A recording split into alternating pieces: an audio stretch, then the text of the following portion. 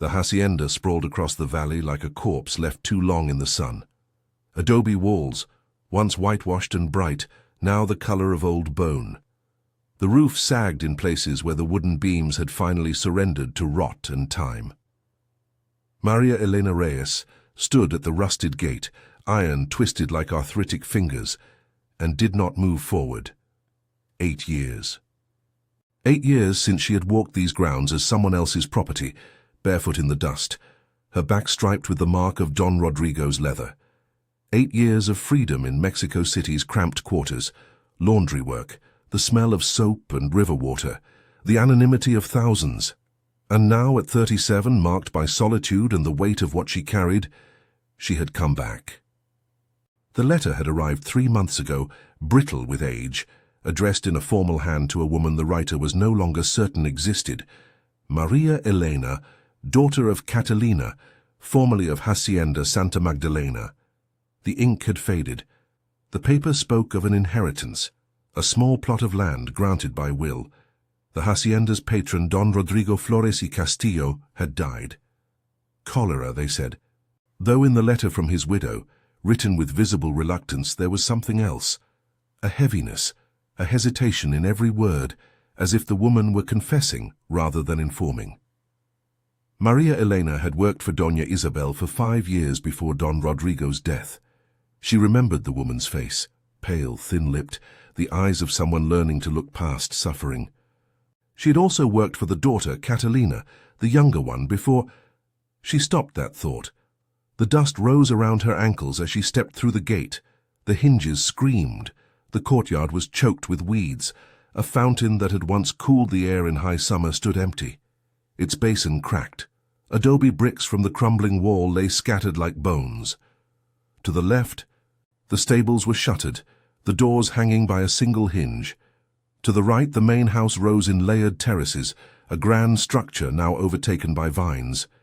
The columns that framed the entrance were stained with rust and what looked like old blood, probably animal blood, Maria Elena told herself, though her chest tightened. The documents in her cloth bag felt heavy. The will was notarized, witnessed by the local priest and a merchant from the nearest town, a 1/4 hectare of land, marked on a faded map, somewhere behind the old servants' quarters. It was enough to build on, enough perhaps to build a life that was entirely her own. But the hacienda was not empty. She heard voices before she saw them, low male voices coming from behind the house. One of them laughed, a sound without warmth. She stood still, listening. There were at least 2, maybe 3. Workers, perhaps, hired to salvage what remained. Or perhaps something else. After independence, after the wars, after the abolition that had finally, mercifully, severed the last legal chains in 1829, the great estates had begun to crumble. Some were abandoned. Some became refugees for men with no law but their own appetite. Maria Elena wrapped her shawl tighter and moved toward the servants' entrance, to the left of the main house. Her legs remembered the way, even as her mind tried to forget. The courtyard here was smaller, more intimate. This was where she had slept, where her mother had worked before her, where... A woman's scream cut through the silence. It was distant, muffled, but unmistakable. Maria Elena's hand froze on the wooden door frame. The voices grew louder, more agitated. She could not make out words, but the tone was angry, demanding. Another sound followed. Something heavy, like a fist against flesh. She should go. She should turn and walk back through that gate, back to the road, back to the world where she had built a small safety. But her mother was buried somewhere on this land, and this land, this 1/4 hectare, was hers now. It had been willed to her. The law, as changed as it had become, recognized that. She pushed the door open. The servants' quarters were a warren of small rooms, dark and cool. The smell hit her first. Urine, stale food, something else. Something that made her stomach clench. Her eyes adjusted. In the half-light from narrow windows she saw shapes. Old cooking pots, a broken table, bundles of cloth. Someone had been living here. Recently. The scream came again, louder now, from somewhere deeper in the hacienda. Maria Elena moved through the darkness with the knowledge of a body that remembers. Left at the broken table, through the archway, past the old storage room where they kept grain and dried chilies. The main corridor of the hacienda opened before her, and she heard the voices more clearly now. 3 voices, she could make out now. 2 male, 1 female, high and thin with terror. "Where is the rest?" A man's voice, rough, accent from the northern territories. "You said there were valuables, old woman." "I don't see valuables." "I don't know." A woman, older, voice cracking with age and fear. "What do you expect from a dead man's house? It is rotten, all of it, rotten and empty." "We wasted time coming here. There was copper fixtures. The priest told us there were copper fixtures. We could sell them in town. We could—" The sound of a fist again, and a cry. Maria Elena stopped at the entrance to the main room, her hand pressed against the adobe wall. She could see them now. 3 men, rough-dressed, unkempt, the look of those who had been running or fighting or both. And sitting on a chair, tied with rope to its frame, was an old woman. Her face was swollen. Blood ran from her mouth. It took a moment for recognition to cross the space of 8 years. "Doña Beatriz," Maria Elena whispered. The old woman's eyes, damaged as they were by the swelling, lifted toward the sound. For a moment there was nothing, then a shift, confusion, then disbelief, then something else. Something like recognition, yes, but also fear. Fear of a ghost, perhaps. Fear of an omen. "Who is there?" one of the men demanded, turning. He was young, perhaps 25, with a pockmarked face and cruel eyes. "Come out." Maria Elena could have hidden. She could have turned back into the darkness of the corridor and fled. But she was tired of hiding. She had spent 8 years making herself small, invisible, grateful for work and silence. She stepped into the light. The 3 men went still. They looked at her. A woman, dark-skinned, middle-aged, dressed in the worn clothes of a laborer, her face calm but her hands trembling. One of the men drew a knife. "She has something for us," he said to the others, grinning. "Did you see that? A woman with goods, hiding in a hacienda." "I have nothing," Maria Elena said, and her voice was steady, which surprised her. "I came for something that belongs to me. If you leave now, I won't say where you went." It was a foolish offer, and she knew it. These men, they were not bandits in the way the romantic stories described. They were simply desperate. And desperate men do desperate things. "You live here?" the pockmarked man asked, stepping toward her. "Alone?" "No," she lied. "There are soldiers coming. They should arrive before sunset. There is a garrison in the next town. They send men to check the old estates now that the lands are changing hands. Legal matters." It was a lie, but it contained just enough of the truth. The world was changing slowly, unevenly, but changing. Estates were being seized or redistributed or abandoned. The authorities did sometimes investigate, and desperation sometimes responds to fear. The pockmarked man's mouth tightened. He looked at his companions. One of them shrugged, a small movement as if to say the prize was no longer worth the risk. "Come on," one of them said. "There's nothing here anyway." They cut the old woman loose and left, taking with them a few copper candlesticks and a small wooden chest. They moved quickly. Men accustomed to violence but not seeking it when the odds shifted. Within minutes they were gone, their footsteps echoing across the courtyard and then fading into the valley beyond. Doña Beatriz remained tied to the chair, her body slack with relief or shock or both. Maria Elena moved toward her, kneeling to untie the rope. The old woman was 60, perhaps 70.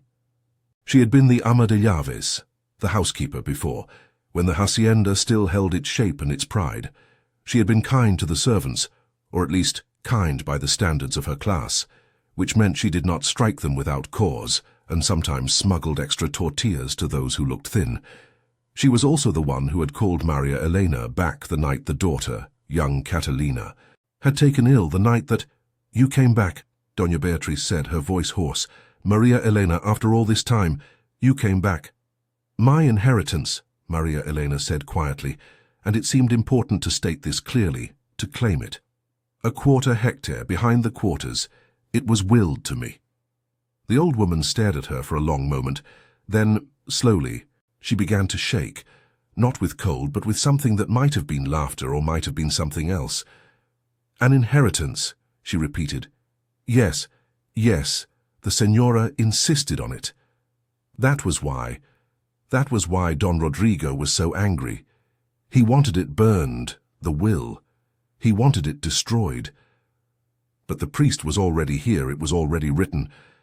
And by then She stopped, her damaged face twisted. By then what? Maria Elena asked. By then he was dying, Doña Beatriz whispered. 2 weeks after he found, after Catalina. Again she stopped, but this time the silence was different.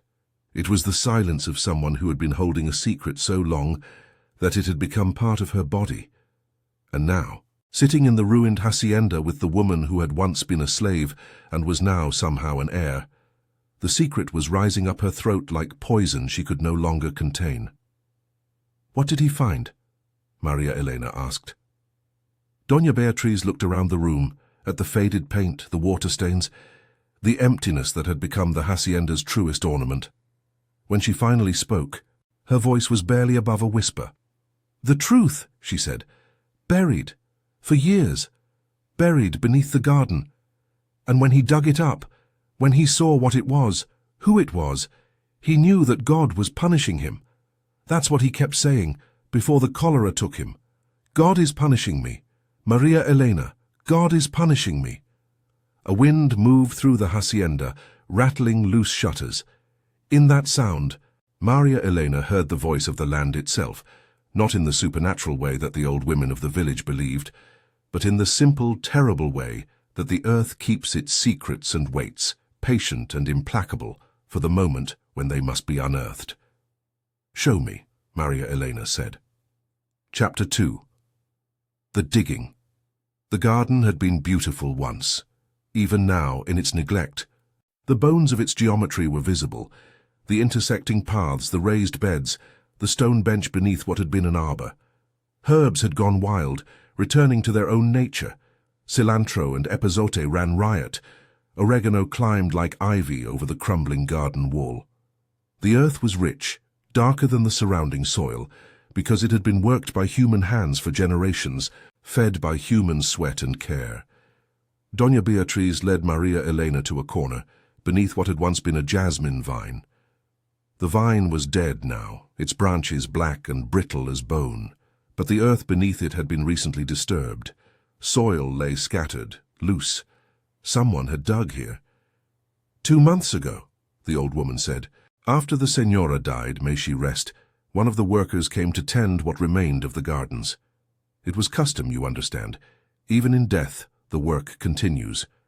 And he found something, a stone, large, deliberately placed. He mentioned it to me because it was strange the way it was positioned, not natural, arranged. And Don Rodrigo? Maria Elena crouched, examining the earth. He heard about it from the workers' gossip. He came here at night. I saw him from the kitchen window. He brought a shovel. I wanted to warn him. I had a feeling, you understand, the kind of feeling that the old women say comes from the saints. But he was not a man you warned. He did what he wanted. What did he find? Doña Beatriz looked away. I should not have watched, but I did. I watched from the shadows, and when he found it, when he pulled it up, the old woman's voice broke. I will not forget that sound, Maria Elena. I will not forget the sound he made. Maria Elena looked at the stone. It was roughly square, perhaps 3 feet on a side, dark with age and water staining. She began to clear the loose soil around it, using her hands, then a stick she found in the garden. Doña Beatriz did not help. She stood aside, watching as if Maria Elena's hands belonged to history, to something that had to play itself out. The stone was heavy. Even with effort, even with the leverage of a branch, it took time to shift. But slowly it began to move, revealing what lay beneath. Not a chamber, as Maria Elena had somehow expected. Not a hidden space, but a grave. It was small, too small for an adult.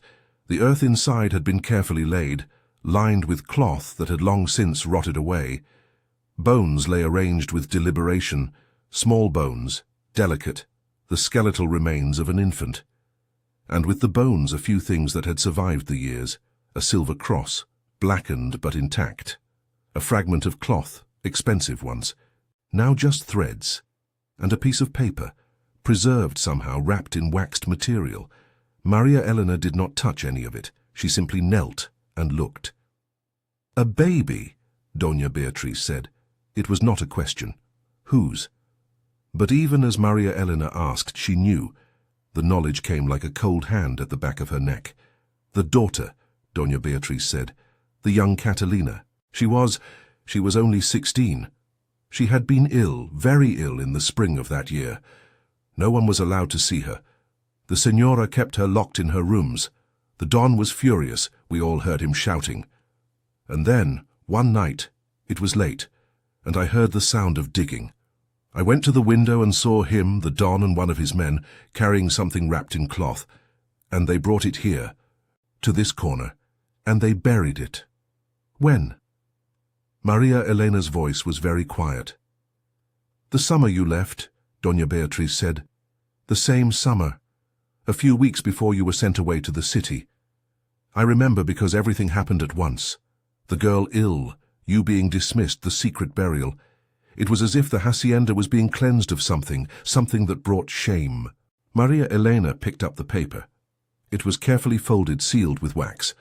Even before she opened it, she could see the handwriting through the folds. She knew that handwriting. She had seen it on lists, on inventories, on the accounts of the hacienda's slaves and goods. She opened it. "To whoever finds this, I, Catalina Maria Flores y Castillo, write these words knowing that I may not live to speak them.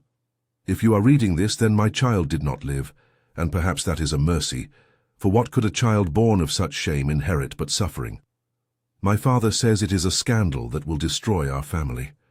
He says the man responsible will be sent away, and my mother will ensure I am quiet in my rooms until the evidence of my sin can be hidden beneath earth and lies. He does not know that I write this. He does not know that I have hidden a testament to what happened, a truth that must survive, even if I do not. The father of my child was Miguel, the overseer's son. He was kind to me when no one else in this house saw me as anything but a doll to be displayed and controlled. He asked permission to court me, and my father laughed at him. Laughed. Said that a son of a laborer was not fit to touch the hem of my skirt. But Miguel did not ask again. He simply loved me quietly in the gardens at dusk, in the stables when no one was watching. I loved him with the whole of my young, foolish heart. When I found myself with child, I thought he would marry me. I thought my father would be angry, but that love, real love, the kind that asks nothing in return, would prove itself true. But my father had already promised me to a man in the capital, a man 3 times my age with land and connections. A scandal would ruin everything, so he did what men of his kind do. He made the scandal disappear.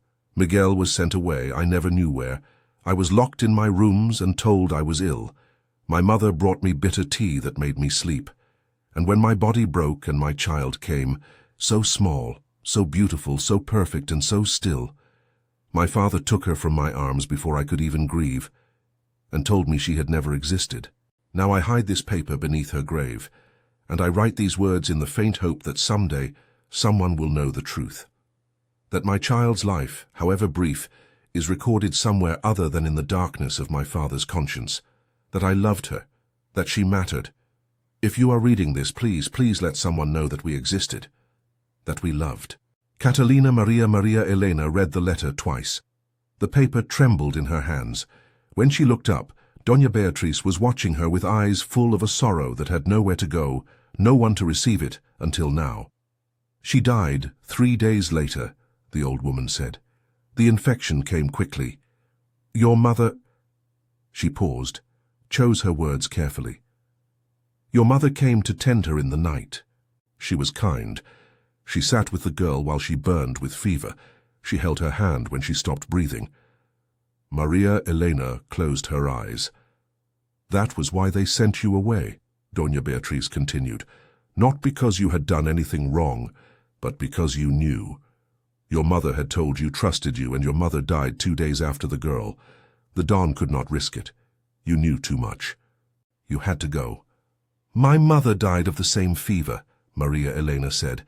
She did not phrase it as a question because suddenly, with terrible clarity, she understood. The fever that had taken her mother, that the hacienda had called a natural illness, was the same fever that had followed the death of the girl. But the connection had been severed, buried beneath official explanations and convenient silences. "Yes," Doña Beatriz said, "your mother died from tending her, from infection. No one acknowledged it. No one spoke of it.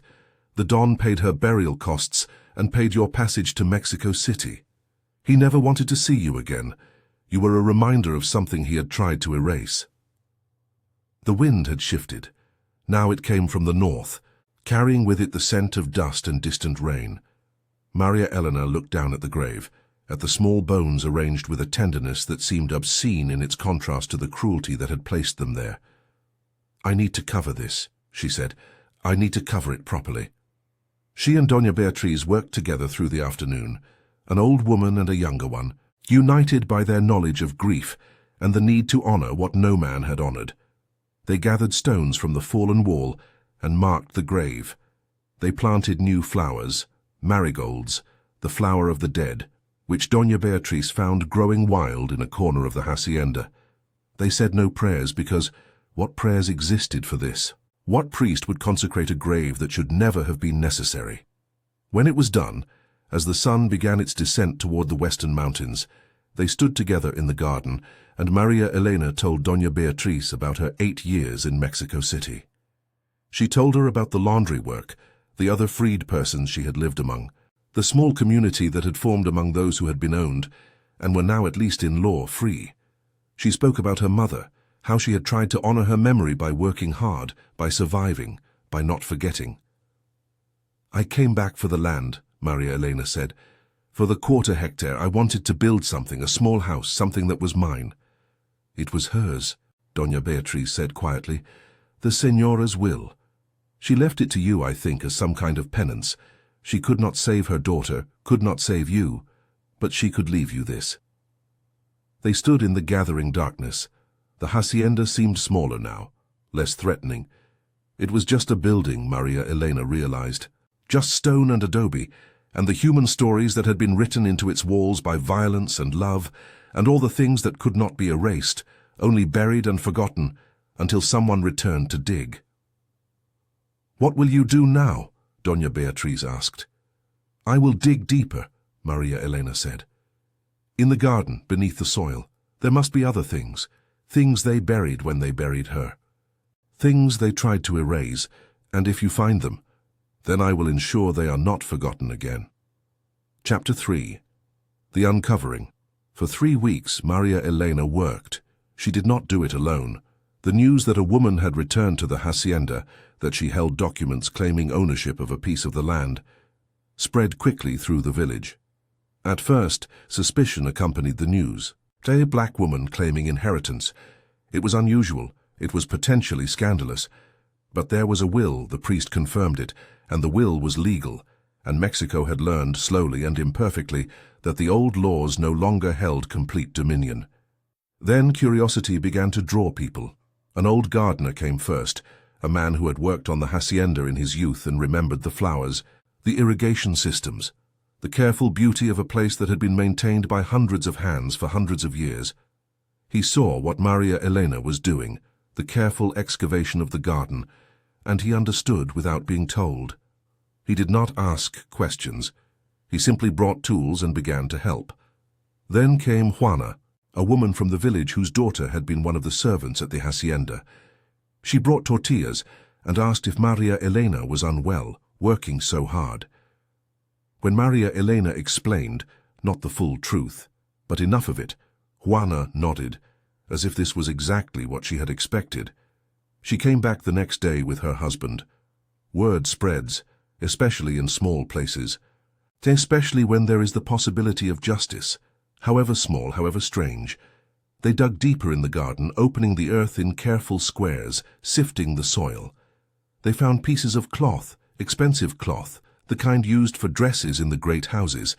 They found more jewelry, a ring, a brooch, a comb inlaid with mother-of-pearl. They found a small knife, carved ivory handle, blood-stained and dark.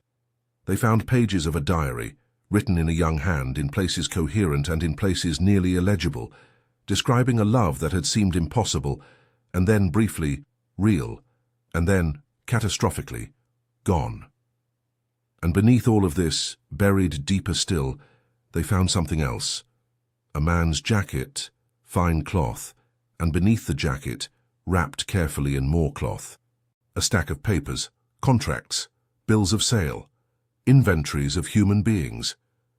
It was these papers that opened the true wound.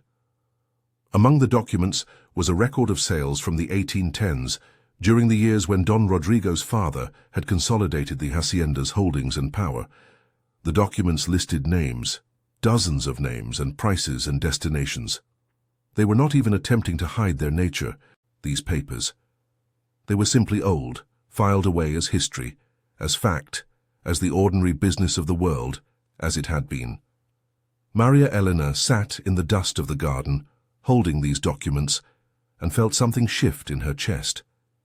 These were the records of the trade in human beings that had built the hacienda.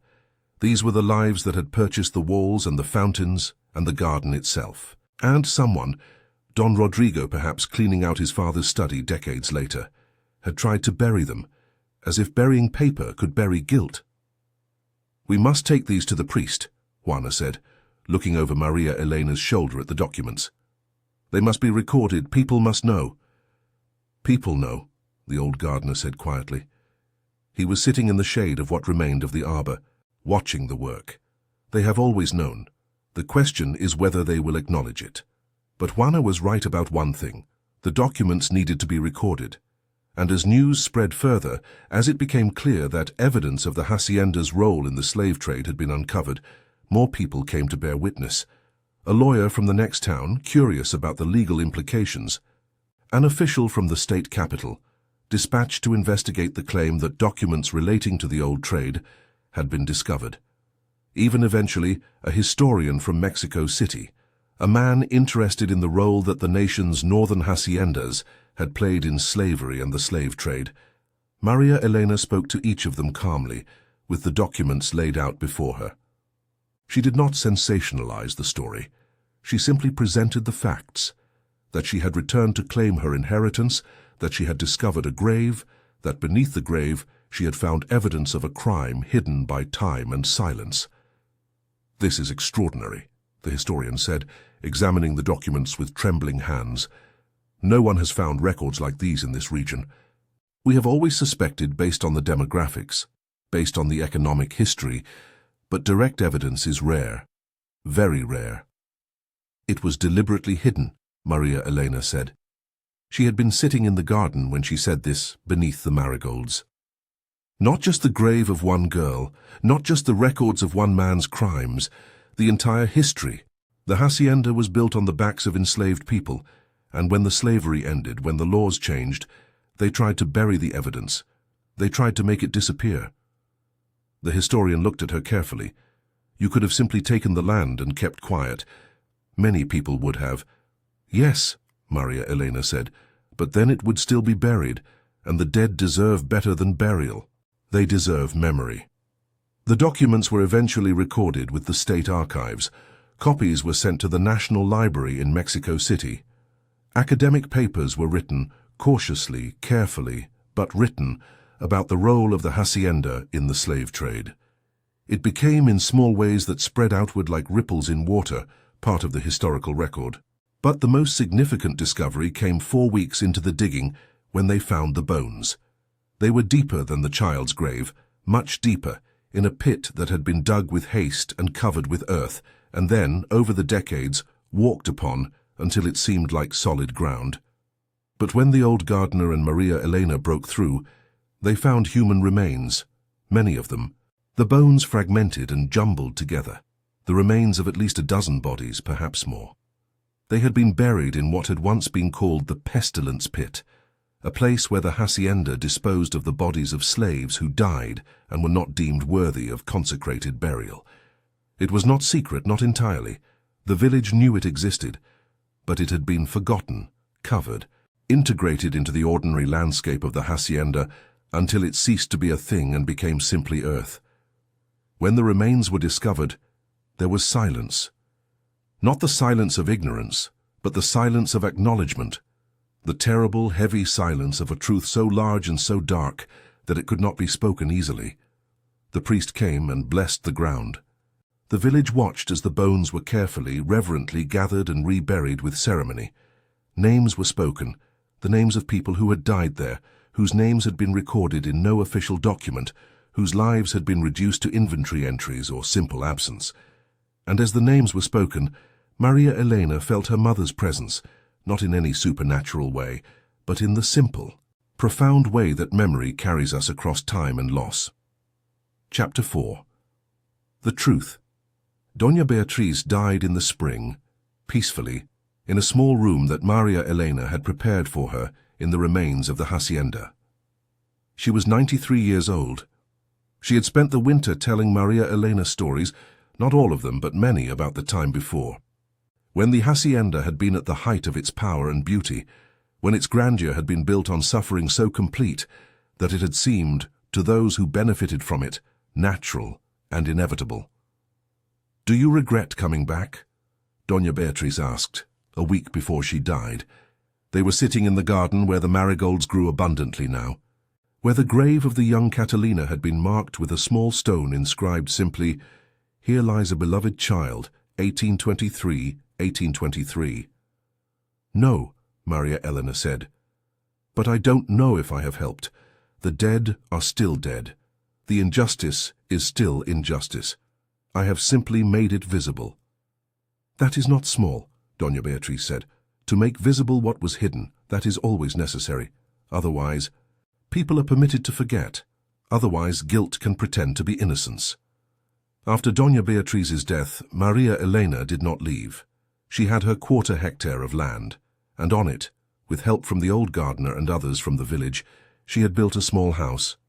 It was simple, adobe brick, a tiled roof, a small kitchen, a room for sleeping, but it was hers, and it was built on soil that she had learned about deeply, that had taught her more than any teacher could. The hacienda itself began to be reclaimed slowly by the village. Some people moved into the servants' quarters, some began to farm the fields. There was talk of turning it into a school or a hospital, but it was no longer a place of power concentrated in one man's hands. The walls remained, but they had lost their meaning. They were just walls now, and walls without the will that backs them are nothing but shadows. The documents that Maria Elena had found were published, in abbreviated form, in a journal read by perhaps 200 people. They were used by an abolitionist society in Mexico City to argue for increased investigation into the historical role of slavery in Mexico's development. A commission was eventually established, moving slowly, as government commissions do, but moving nonetheless, to investigate and document the role of major haciendas in the slave trade. 3 years after Maria Elena's return, a young man came to the village. He was asking questions about the history of the area, researching for a book he was writing about the hidden history of slavery in Mexico. He was directed to Maria Elena, and he spent a week with her, interviewing her, examining the documents, walking through the garden where history had been unearthed. On the last evening, sitting in Maria Elena's small house, he asked her the question that everyone eventually asked. "Do you think this matters? In the end, does knowing the truth change anything?" Maria Elena looked out the small window toward the hacienda, where lights had begun to appear as people moved in and took up residence. She thought about her mother, about the young Catalina, about all the names that had been recorded only in the inventory of the dead. She thought about the silence that had tried, for so long, to cover them. "I don't know," she said finally. "But I know that forgetting is easier than remembering. I know that power, the kind of power that built this hacienda, depends on people not knowing, not asking. So by making it impossible to forget, by insisting that the truth be visible, I have done what I can. The rest is not my responsibility." After the young man left, Maria Elena continued her work. She cultivated the garden, teaching others the plants her mother had known, the herbs and flowers that grew in this soil. She spent time in the archive that Doña Beatriz had mentioned, a small room in the hacienda where records and documents were being kept and catalogued. She wrote down stories, the ones she remembered, the ones that others had told her. She did not have a beautiful hand or formal education, but she had memory and she had persistence. 20 years later, when she was an old woman herself, Researchers began to come regularly to the village to interview her, to examine what she had preserved. Universities assigned her work as required reading in courses about Mexican history. The hacienda by then had become a museum, not of glory, but of truth. Its walls, which had contained so much violence and sorrow, now contained careful displays that did not shy away from what had happened there. But Maria Elena never left the small house in the garden. She tended the grave of the young Catalina, and the larger grave where the bones of the enslaved had been reburied with ceremony. She spoke to the researchers but did not seek attention. She was not comfortable with being called a hero or a discoverer, or an important historical figure. She was simply a woman who had come home to claim what was hers, and in doing so had found that what was truly hers was not land, but memory, the terrible sacred responsibility of keeping the dead present in the world of the living. In her final years, when her hands had grown too weak to work the earth, she sat in the garden and listened to the sounds that filled it. The wind through the marigold plants, the birds that nested in the old walls, the voices of villagers and tourists walking through the grounds, speaking of what had happened there, refusing to forget. When she died peacefully at 87, in the small room where Doña Beatriz had died decades before, they found among her possessions dozens of notebooks filled with her careful handwriting, recording stories, names, dates. They found letters from researchers, from historians, from descendants of the people who had been listed in those old documents, thanking her for making their ancestors visible. The garden continued without her. The hacienda continued without her.